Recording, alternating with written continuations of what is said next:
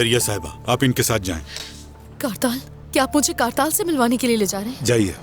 जी मैं आ रही हूँ। रिकॉर्डिंग करना, ठीक है?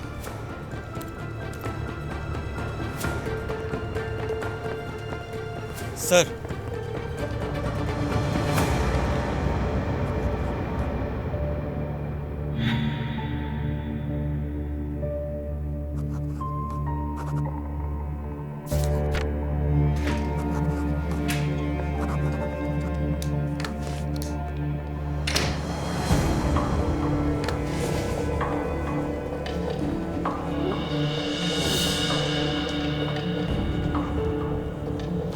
दरिया बेटा, मेरे बेटे का ख्याल रखना,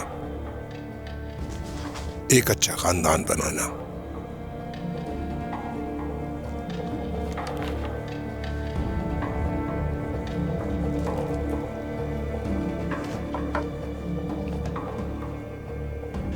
कारताल तुम्हारे सुपुर्द है।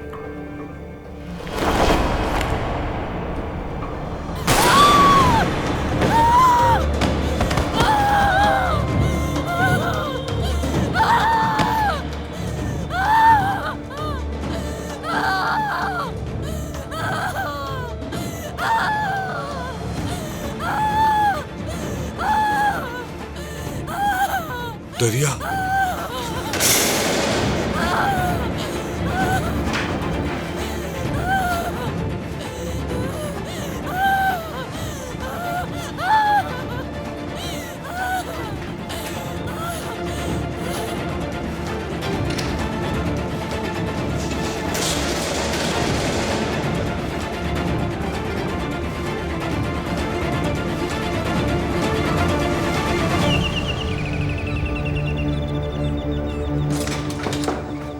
रोशन, मुर्गन जान, दरवाजा खोलने के लिए कोई और नहीं था क्या? अरे अंदर आ जाओ। नहीं नहीं, जूती उतारने की जरूरत नहीं है, इन्हें पहने रखो। सब लोग कहाँ हैं?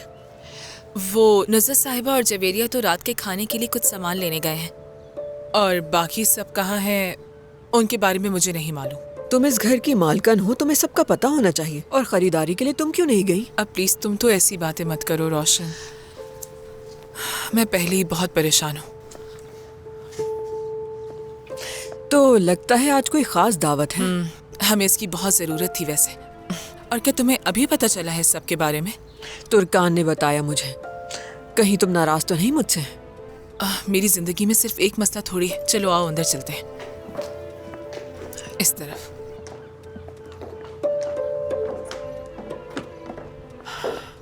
उन्होंने उज़ै को किसी और जेल में मुंतकिल कर दिया है। लेकिन क्यों? उन्होंने कहा कि वो वहाँ बाकी कैदियों से लड़ रहा था। लेकिन तुम्हारा बेटा ऐसा क्यों कर रहा है? चाहता क्या है वो? क्योंकि वो चाहता है कि मैं वक्त से पहले ही मर जाऊं रोशन। अभी भी जेल के मुंतकिल होने वाली बात उसके बाबा से पता चली मुझे। उसके बाबा यहाँ हैं? नहीं, वो तो ऑस्ट्रिया में है, लेकिन वहाँ रहते हुए भी हर खबर पहुँच जाती है उसके पास।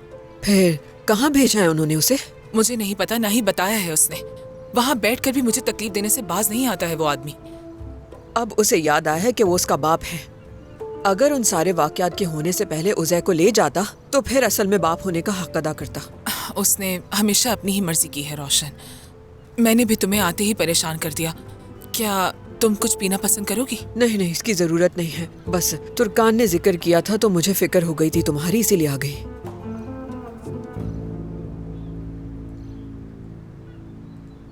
इतनी जल्दी शादी करने के पीछे आखिर वजह क्या है, ये समझ नहीं सकी मैं। ठीक है, मैं जानती हूँ कि तुम उनसे मुलाकात कर रही थी, लेकिन ये कुछ ज्यादा जल्दी नहीं हो गया? अभी तो तुम दोनों एक दूसरे को जानते भी नहीं, और वैसे भी हमारी उम्र में तो सब कुछ देखभाल के ही करना चाहिए। वो अदनान मुझे उस वक्त धमका रहा था। क्या फालतू बात कर रही हो तुम मुझसे? क्या सिर्फ अदनान की धमकी की वजह से तुमने इतनी जल्दी शादी कर ली? अगर कल उसे पुलिस ने पकड़ लिया तो क्या तुम सादिक साहब से तलाक ले लोगी? ये बताओ मुझे। अरे नहीं मेरी जान, कैसी बातें कर रही हो तुम? तो फिर इतना वक्त तो साथ नहीं गुजारा तुमने कि मुझे लगे कि तुम्हें मोहब्बत हो गई। और तुम्हारे बेटे ने जो इन लोगों के साथ किया, उसके बाद मुझे बिल्कुल भी समझ नहीं आ रहा। उज़ै के बाबा, जानती हो, मुझे बहुत अरसे तक तलाक नहीं दे रहे थे। पहले मुझे ऐसा लगा कि वो इसलिए कर रहे हैं क्योंकि शायद वो अपना घर खराब नहीं करना चाहते, लेकिन बाद में मुझे पता चला कि वो ऐसा इसलिए कर रहा था ताकि मुझे मुकम्मल तौर पर गरीब कर सके। जाहिर है इस सब के बारे में मुझे तलाक के बाद पता चला। हद होती है, वो तुम्हें कंगाल कर ही नहीं सकता। हर चीज मौजूद है तुम्हारे पास। रोशन नहीं, उसने कोई कमी नहीं छोड़ी थी। जब मैं और उज़ाई बाहर गए थे तो हमने बहुत मुश्किलात का सामना किया था वहाँ पर। मतलब मैंने उसे नशे की लत से बचाने के लिए अपनी सारी जमा पूंजी लगा दी उस पर। कुछ भी नहीं बचा था मेरे पास। प्राइवेट हॉस्पिटल्स और प्राइवेट स्कूल्स की वजह से मुझ पर बहुत ज़्यादा कर्जा चढ़ गया था और उसके बाप को सूरत हाल के बारे में सब पता था। कर्जा उतारने के लिए उसने मुझसे कहा कि मैं अपना फार्म बेच दूं। वो शुरू से ही मेरे फार्म हाउस के पीछे पड़ा हुआ था। तो तुमने इतने आराम से उसे अपना फार्म हाउस दे दिया? इसके अलावा और कोई चारा ही नहीं था मेरे पास। मुझे पैसों की बहुत ज़रूरत थी और उसके बाद उसने मुझे और उज़ाई को यहाँ भेज दिया। इसका मतलब है तुम्हारे पास अब कुछ भी नहीं बचा। सही समझ रही हूँ ना मैं? मेरे पास कुछ भी नहीं है रोशन, सब कुछ कमाल का है।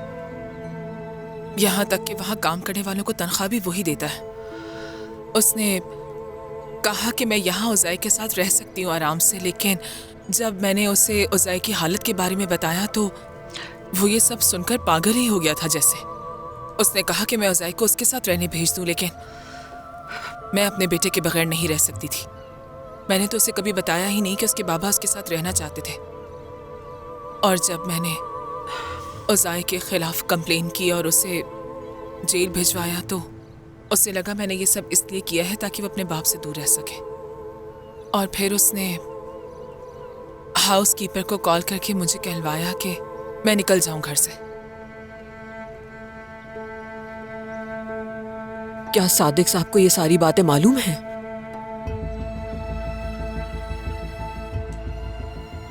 इसका मतलब है तुमने सादिक साहब से सिर्फ उनके घर रहने की वजह से शादी कर ली? यानी तुम्हें उनसे मोहब्बत नहीं है? सादिक साहब एक बहुत अच्छे इंसान हैं। उनके दिल में हर किसी के लिए बहुत मोहब्बत है, वो सबका ख्याल रखते हैं। और तुम्हें उनकी शक्ल में एक सहारा मिल गया। हद हो गई, ये तुमने क्या किया?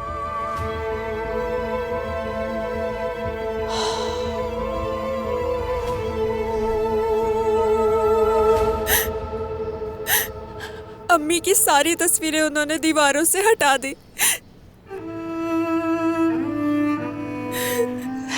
वो उनकी निशानियां ऐसे हटा रहे जैसे हमारे घर में रहती ही नहीं थी। आपा, अम्मी का सारा सामान उन्होंने उठाकर पता नहीं कहाँ रख दिया।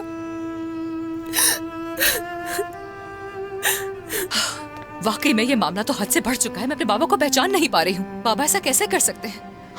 वो तो बिल्कुल ही बदल गए हैं यार। क्या तुमने आंटी से बात की, उनसे पूछा कि वो क्या सोचती हैं? उन्होंने इस बात की इजाजत कैसे दे दी?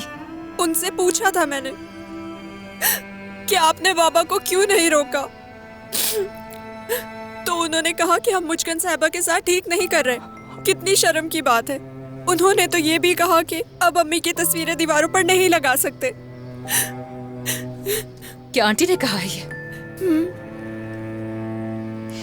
शर्म आनी चाहिए उन्हें। क्या ये सब कहते हुए शर्म नहीं आई उनको?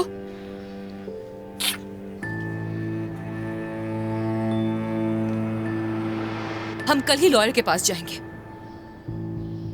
और घर बेचने के बारे में बात करेंगे। आपा, ये नहीं हो सकता, बिल्कुल नहीं। वो हमारा घर है, हम उसे कैसे छोड़ सकते हैं? हमारा बचपन वहां गुजरा है, अम्मी की यादें हैं, हमारी जिंदगी के बेहतरीन दिन उस घर से वाबस्ता है। तो आप ये कैसे सोच सकते हैं? क्या तुम्हें लगता है कि मैं ऐसा कुछ कर सकती हूँ उरूज? बाबा को हमें संजीदा लेना ही होगा। वो समझते हैं कि हम उन्हें सिर्फ डरा रहे हैं, मजाक कर रहे हैं, मगर जब हम लॉयर के साथ जाकर उनसे सीरियसली बात करेंगे तो फिर देखना वो पीछे हट जाएंगे। तुम देखना बाबा वो घर कभी बेचना नहीं चाहेंगे और इसलिए उन्हें उस औरत से ताल्लुक खत्म करना ही पड़ेगा। तो हम बेचेंगे नहीं, सिर्फ उन्हें डराएंगे।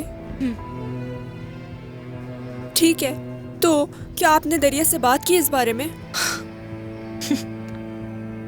अगर मुझे मिस दरिया मिल गई तो मैं उन्हें बता दूंगी, पर वो तो गायब ही हो गई है। वो अपनी ही हेयरिंग के लिए कोर्ट तक नहीं आई। खैर वो अलग मसला है। हम अब से राब्ते में रहेंगे और इस बारे में कल ही वकील से बात करते हैं। ठीक है आपा।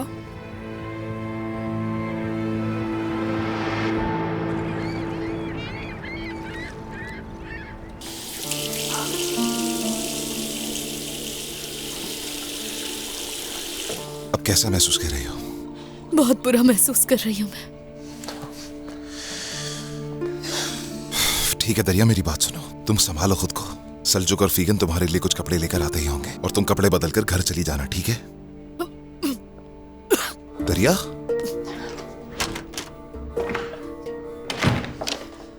दरिया, वो अंदर है। अफसोस है कि इस बेचारी ने क्या कुछ देख लिया।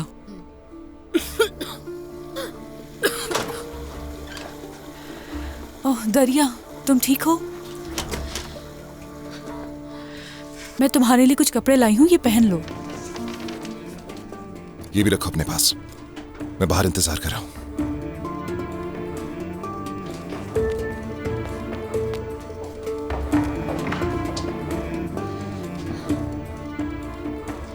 सलजुक भी मेरे साथ आया है, वो गाड़ी पार्क कर रहा तो है। तुम्हें पता था ना कारताल और दरिया का? मैं गाड़ी में इंतजार करती हूँ, बेहतर है आप दरिया से बात कर लें।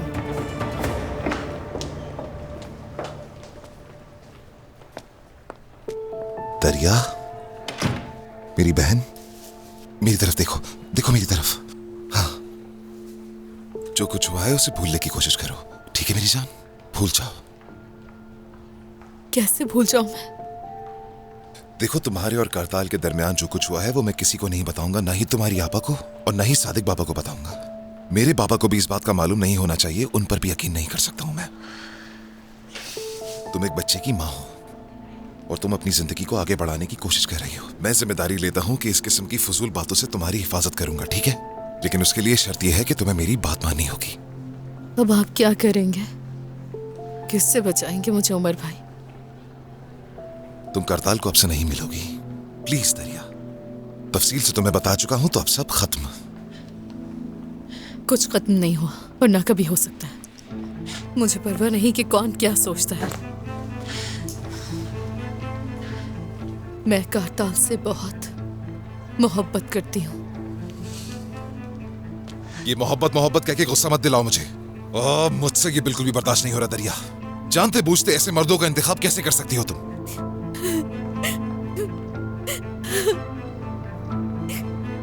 बस ठीक है, बस ठीक है दरिया, रोने की जरूरत नहीं है।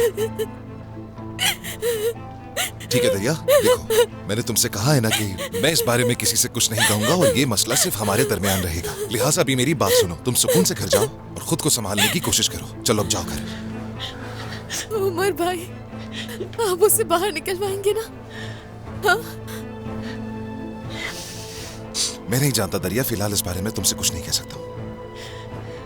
प्लीज सुने, उसके साथ ऐसा मत करे उमर भाई। अदनान शायद बुरा आदमी हो, लेकिन उसने करताल को पाला था। करताल उसे बाबा कहता था। ये उसकी जिंदगी का बहुत बड़ा नुकसान। प्लीज प्लीज, मैं आपके सामने हाथ जोड़ती हूँ, उसके साथ ऐसा मत करें। दरिया तुम प्लीज जाओ, मुझे खुद नहीं पता कि आगे क्या करने वाला हूं मैं।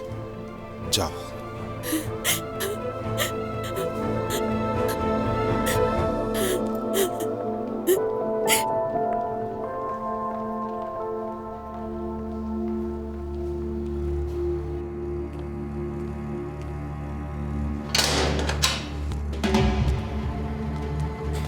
कैसे? वो आखिर अपने साथ ऐसा कैसे कर सकते हैं? मुझे भी नहीं लगा था कि वो खुद के साथ ऐसा कर सकता है। उसको अंदाजा हो गया था कि पूरी जिंदगी जेल में गुजरेगी, इसलिए उसने मौत को गले लगाने की तरजीह दी। ये सब मेरी गलती है। तुम्हारी गलती नहीं है करताल, किसी न किसी तरह तो उसे सजा मिलनी ही चाहिए थी, मगर उम्मीद है मैं उन्हें दफन कर सकूंगा। मुझे अफसोस है। शुक्रिया उमर, हमारे दरमियान एक मुआहिदा था। मैं यहां शरीक जुर्म बना बैठा हूं। क्या तुमने दरिया की वजह से अपना इरादा बदल दिया? उमर, जवाब दो मुझे, क्या तुम इस मौके की तलाश में थे? मुझसे जान छुड़ा सकोगे?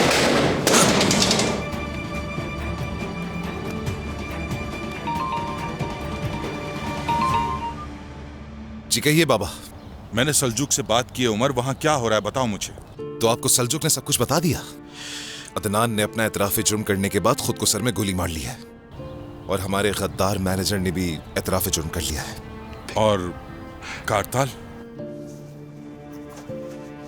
वो हिरासत में है अभी। तो वो जेल में ही रहेगा ना उमर? और तुमने पुलिस को बताया कि कारताल उसी अदनान का साथी है? मुझे भी फोन रखना होगा, मैं बाद में बात करता हूँ आपसे। उमर, जो भी हो तुम उसे बाहर नहीं आने दोगे। मुझे इससे कोई फर्क नहीं पड़ता कि वो बेकसूर है या नहीं। मेरे लिए, अपनी माँ के लिए तुम कारताल को उस अंधेरी कोठरी में रखोगे।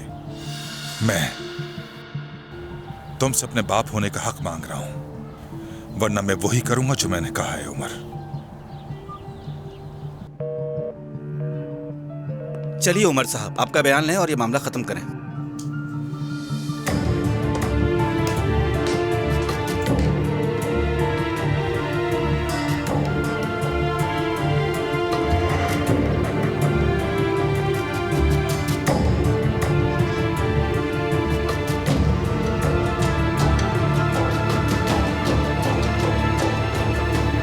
रोशन,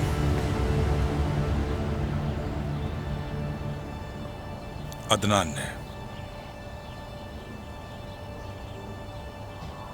खुदकुशी कर ली। क्या?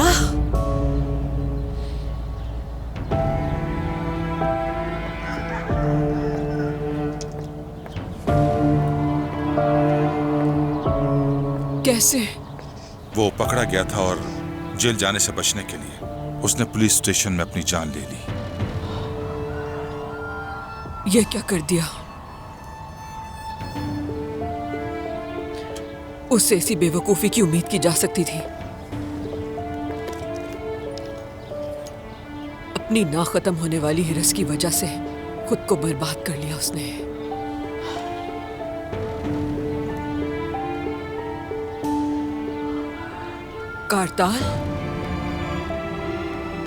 कारताल को पता है क्या इसके बारे में? वो हिरासत में है। वो अपना फैसला होने का इंतजार कर रहा है। समझी नहीं मैं। वो तो बेकसूर है। रोशन, क्या वो अदनान के जुर्म में शरीक नहीं था? पुलिस ने सबको पकड़ लिया है। वो गद्दार फाइनेंस मैनेजर भी गिरफ्तार हो गया और यूं इंसाफ हो गया। उमर कहाँ है? मैं उसे फोन करती हूँ, वो मुझे लेकर जाएगा। रोशन, उमर को फोन मत करो, वो अभी पुलिस स्टेशन में है, अपना बयान दे रहा है। तुम कारताल के लिए कुछ भी नहीं कर सकती। तुम ये क्या कह रहे हो ज़ैर? कारताल ने तुम्हें जेल से निकलवाने के लिए अपनी जान खतरे में डाल दी। मैं उसे अकेला नहीं छोड़ सकती। उसने हमारे खानदान के लिए बहुत कुछ किया है। तुम कहीं नहीं जा रही हो। जाऊंगी मैं उज़ैर। कारताल बेकसूर है और मैं उसे लेकर आऊंगी। रोशन, अगर तुम गई तो मुझे खो दोगी हमेशा के लिए।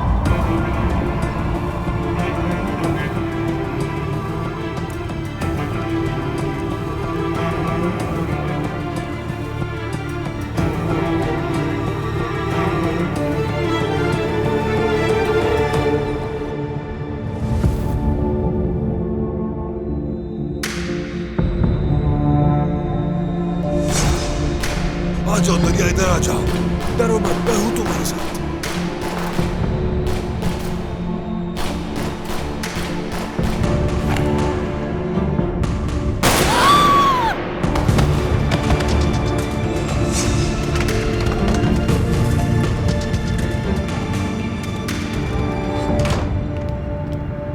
अम्मी, आप मुझे स्कूल में लेने क्यों नहीं आई? मैंने आपका बहुत देर इंतजार किया। बेटा, मेरी तबीयत ठीक नहीं थी, इसीलिए खाला को भेज दिया तुम्हें लेने। बहुत बीमार है तुम्हारी माँ।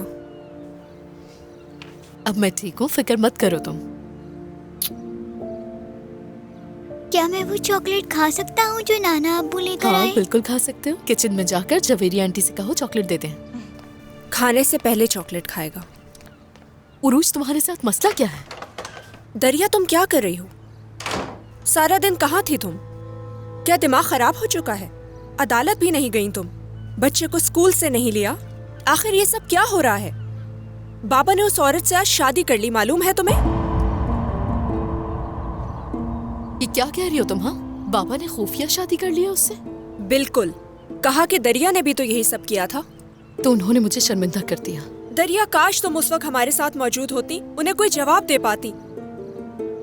मगर दरिया साहिबा तो बहुत बिजी हैं। सिर्फ अपनी खुशियों को पाने के लिए बाकी सब भुला दिया है तुमने। क्या तुम्हें इस बात का जरा भी एहसास है कि करताल की वजह से तुम अपनी सारी जिम्मेदारियां भुला चुकी हो? अपने बच्चे को भूल गई हो, यहाँ तक कि खुद को भी भूल गई हो दरिया। मैं बहुत बुरा महसूस कर रही हूँ।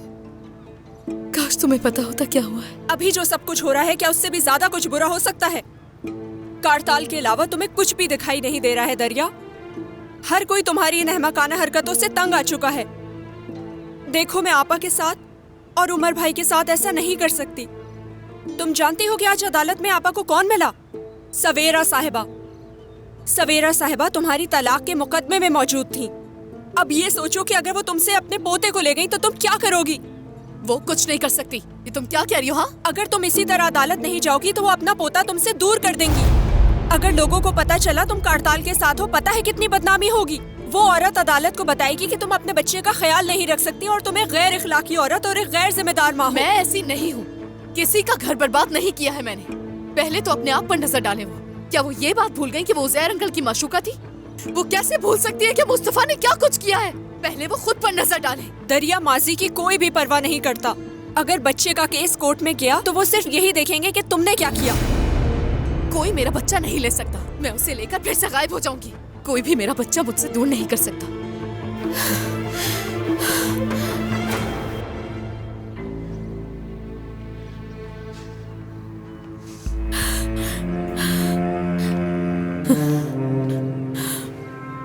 दरिया, मैं नहीं चाहती कि तुम बाद में उदास हो।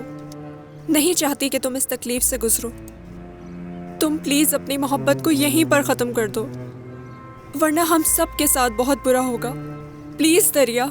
उरूज, करताल की किस्मत अब सिर्फ और सिर्फ उमर भाई के हाथ में है। शायद वो हो जाए जो तुम चाहती हो उरूज। ये भी हो सकता है कि मैं उसे फिर दोबारा कभी ना मिल पाऊं। क्या उमर भाई? उनको इस बारे में सब मालूम है? मैं समझी नहीं।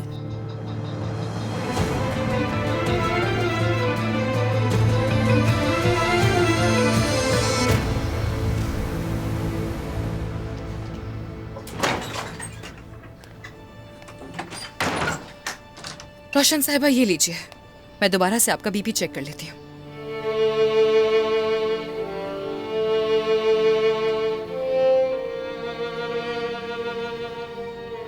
शुक्रिया तुम्हारा। एक तरफ उमर है और दूसरी तरफ उसके बाबा। अजीब इम्तिहान है मेरे सब्र का। किसी को कुछ समझा ही नहीं सकती मैं। मुझे लगता है उनकी आंखों पर स्याह पर्दा डाल दिया हो जैसे किसी ने। वो दोनों जानबूझकर ना कुछ देखना चाहते हैं ना सुनना चाहते हैं।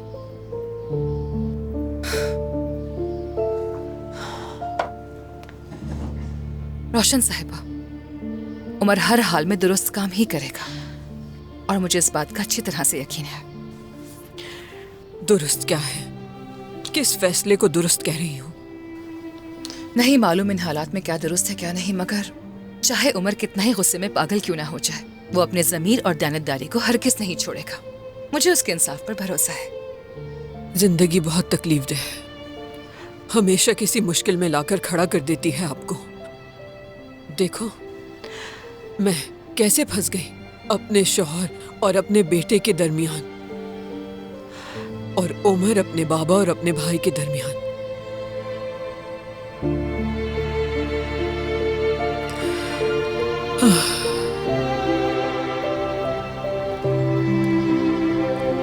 करताल बेकसूर है और मैं उसे लेकर आऊंगी। लेकिन मैं उसे कबूल नहीं करूंगा। मुझसे इसकी तवक्को कभी मत रखना।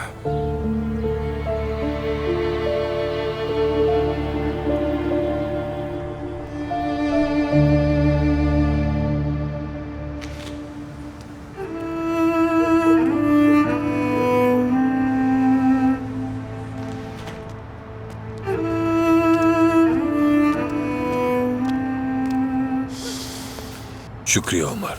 किस लिए? पीठ पर गोली ना मारने के लिए। मैं गद्दार नहीं हूं। मुझे वादा वफा करना अच्छी तरह से आता है। हम एक जैसे हैं। बिल्कुल एक जैसे नहीं है, बुरा मत मानना, क्योंकि तुमने जो काम किए हैं ऐसा मैंने करने का कभी सोचा तक नहीं है। हाँ ये सच है।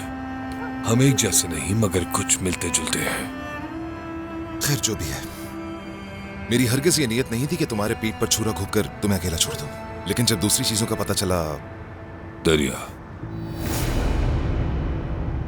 सिर्फ यही नहीं है। जो भी हो, मैं इस बारे में मजीद बात नहीं करना चाहता। जैसा कि हमारी बात हुई थी, अब तुम दरिया से नहीं मिलोगे, उससे दूर रहोगे और यहां से भी कहीं चले जाओगे। और इस दफा अगर तुमने मेरी बातें नहीं मानी तो कसम खा के कहता हूं, तुम्हें पूरी तरह से बर्बाद कर दूंगा और पछतावा भी नहीं होगा। मैं चला जाऊंगा उमर। तुम्हारे घर पर डिनर के बाद ही मैंने फैसला कर लिया था कि मैं यहां रुकूंगा नहीं, लेकिन पहले मैं जनाजे में शिरकत करूंगा और फिर मैं दरिया से एक आखिरी बार मिलूंगा। मैंने तुमसे अभी कहा था कि तुम दरिया से नहीं मिलोगे, लेकिन मिलना बहुत जरूरी है उमर। अदनान बाबा मरने से पहले उससे आखिरी बार मिलना चाहते थे। मैं जानना चाहता हूं कि आखिर उन्होंने उससे क्या बात की। करताल, तुम मेरा सब्र आजमा रहे हो। देखो उमर, मैंने दरिया से मोहब्बत की है और बहुत की है। मुझे तुमसे यह समझने की कोई तवक्को नहीं है, क्योंकि तुम खुद कर्ज हो। तुम्हें लगता है कि सिर्फ तुम ही मोहब्बत कर सकते हो और कोई नहीं। देखो, तुम अपने अल्फाज अपने पास रखो। मैं तुम्हारी मोहब्बत पर यकीन करने वाला बिल्कुल भी नहीं हूं। ठीक है, तुम्हें दरिया से आखिरी दफा बात करनी है तो कर लेना, लेकिन उसके बाद दफा हो जाना यहां से, क्योंकि मैं थक चुका हूं इस सबसे।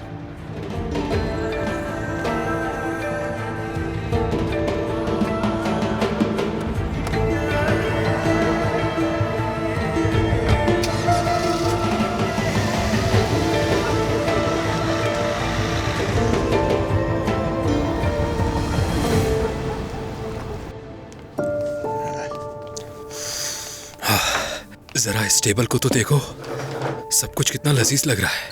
क्या कर रहे हो ये? रुक जाओ। लेकिन अभी नहीं। नुज़ात, मेरी नीली टाई कहाँ रखी है तुमने? मैंने इस्त्री कर दी है भाई, दरवाजे के पीछे लटकी हुई है।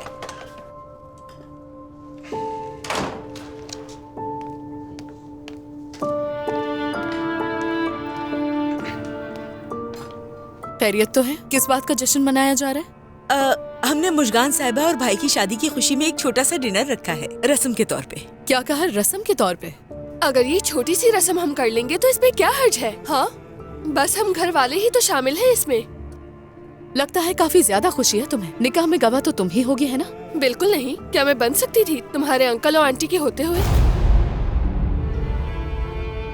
क्या आप दोनों गवाह बने थे? नौकरी खत्म आपकी चचा। मैं नहीं चाहती कि आप मेरे काम की जगह पर आए। अब इस सब में मेरा क्या कसूर है दरिया? तुम मुझे भी घर से निकालोगी? शर्म नहीं आई ये कहते हुए? और जो आपने किया उसमें शर्म नहीं आई, ये जानते हुए भी कि हम ये नहीं चाहते।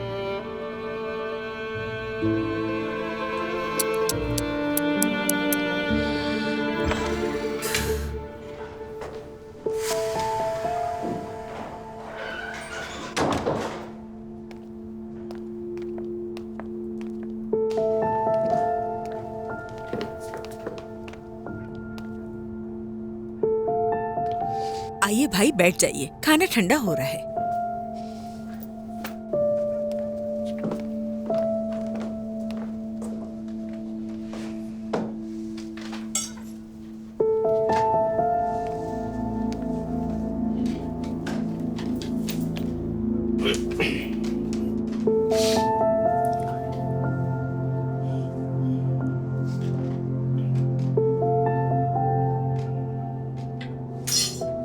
छोड़ दो इसे ऐफे, अब हम इस टेबल पर नहीं बैठेंगे। ऐसा ना करो दरिया, बच्चे को खाना तो खाने दो। दरिया, अरे अब इस डिनर को खराब मत करें, शुरू करें प्लीज। चले। अम्मी, मुझे भूख लगी है। मैं तुम्हारे लिए टोस्ट बना दूंगी बेटा। हमारे लिए उस मेज पर अब जगह नहीं है। क्या हुआ दरिया? जाकर देखो ना अपनी आंखों से, सब घर वाले मिलकर शादी का डिनर कर रहे हैं।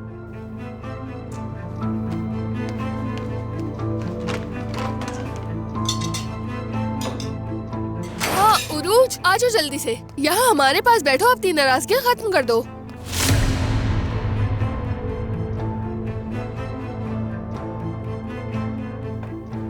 जबरदस्त, यहाँ तो भरपूर जश्न मनाया जा रहा है।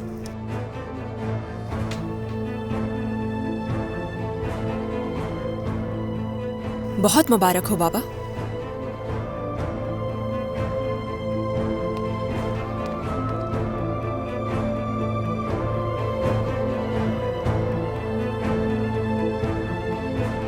भाई इसमें हमारी ही गलती है, हमने ही इस डिनर का एहतमाम किया था। आप नजरअंदाज करें उन्हें। चले खाना एंजॉय करें।